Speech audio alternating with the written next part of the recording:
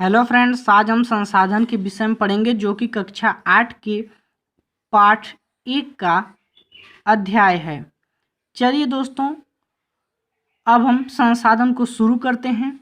लेकिन दोस्तों, यदि यह वीडियो आपको अच्छा लगे तो लाइक और सब्सक्राइब जरूर कर दीजिएगा, ताकि जितने भी अध्याय इस चैनल पर अपलोड होते रहें वह आपके पास सबसे पहले पहुँचे।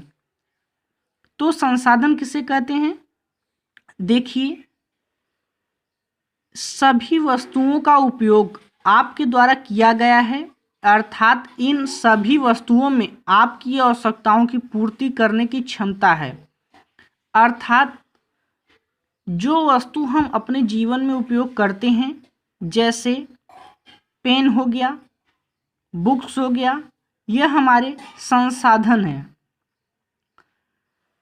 संसाधन होते नहीं बल्कि प्रकृति में उपहार स्वरूप उपलब्ध विभिन्न वस्तुओं को मनुष्य अपने ज्ञान एवं तकनीकी के प्रयोग से उसे अपने लिए उपयोगी बनाता है। जैसे धरती पर कोयला लाखों वर्षों से उपलब्ध था, किंतु कोयला तब तक संसाधन कहा जाने लगा जब मनुष्य ने उसे आग उत्पन्न करने की क्षमता खोज की। तो दोस्तों, जब तक आप कोयले का उपयोग नहीं करते हैं तब तक वह संसाधन नहीं कहा जाएगा। जब आप कोयले का उपयोग कर लेते हैं तब उससे आप संसाधन कह सकते हैं। इसी प्रकार संसाधन के प्रकार देखिए, संसाधन मुख्यतः 3 प्रकार का होता है।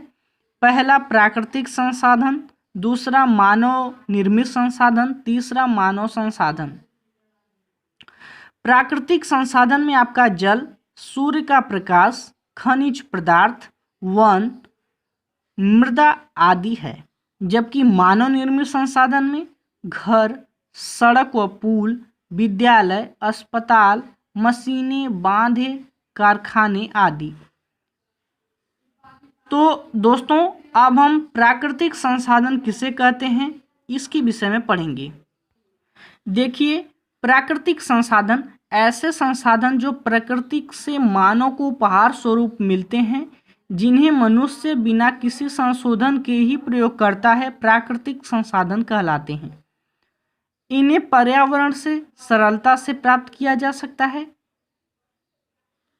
जैसे आप इन्हें प्राकृतिक संसाधन को समानतः नवीकरणीय और अनवीकरणीय संसाधनों में वर्गीकृत किया जा सकता है। तो प्राकृतिक संसाधन का उदाहरण तो आपका जल हो गया। जल एक प्राकृतिक संसाधन है। अब देखिए, नवीकरणीय संसाधन, रिन्यूएबल रिसोर्स, ऐसे संसाधन जो प्रकृति में असीमित मात्रा में उपलब्ध हैं, जिनको प्राकृतिक प्रक्रियाओं द्वारा या मानव द्वारा नवीकृत अथवा पुनः पूरित किया जा सकता है, नवीकरणीय संसाधन कहलाते हैं। जैसे सूर्य का प्रकाश, पवन आदि कभी न समाप्त होने वाले संसाधन हैं, अतः इन्हें अक्षयशील संसाधन भी कहते हैं।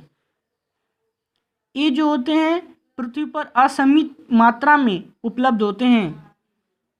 मनुष्य चाहे जितना भी इनका उपयोग करता जाए, लेकिन यह कम नहीं होते।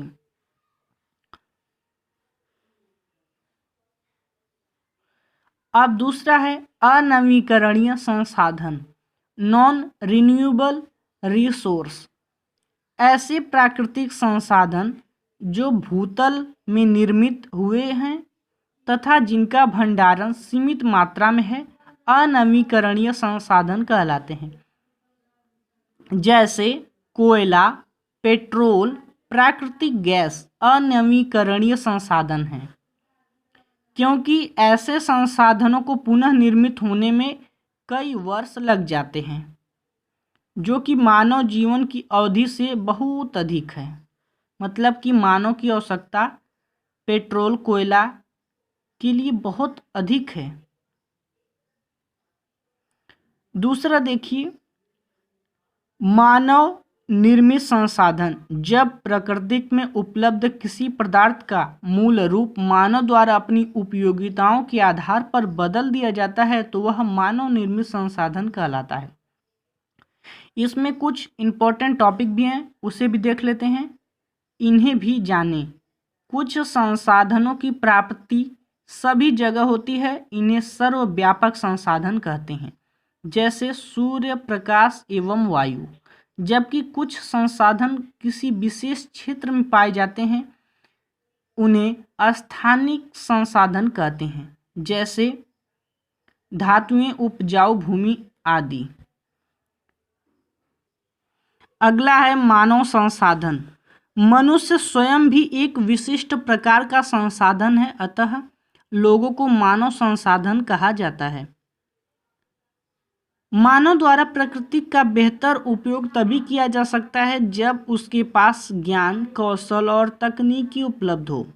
स्वास्थ्य एवं शिक्षा लोगों को बहुमूल्य संसाधन बनाने में मदद करते हैं। तकनीकी भी एक मानव निर्मित संसाधन है, जैसे बांध एक मानव निर्मित संसाधन है। संसाधन संरक्षण। देखिए,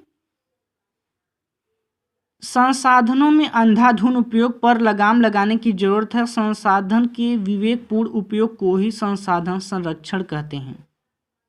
जैसे कि अगर आपको जितने कोयले या जितने पेट्रोल की आवश्यकता है आप उतना ही उपयोग करिए, अगर उसका विवेकपूर्ण उपयोग आप नहीं करते हैं तो वह संसाधन संरक्षण नहीं कहलाएगा।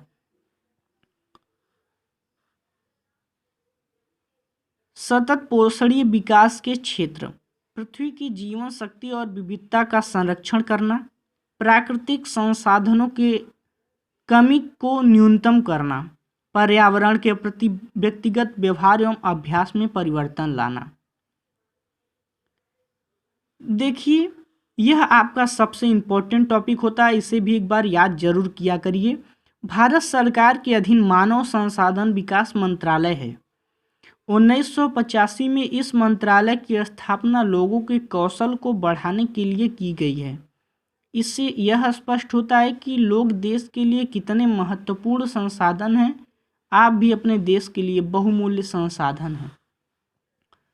दोस्तों, मानव जीवन की गुणवत्ता को भी बढ़ाना सतत पोषणीय विकास के क्षेत्र हैं। अब अगले वीडियो में इस अध्याय के अर्थात संसाधन के जितने भी अभ्यास प्रश्न हैं इनको पूर्ण किया जाएगा, इसलिए आप इसे सब्सक्राइब एंड लाइक जरूर कर दें।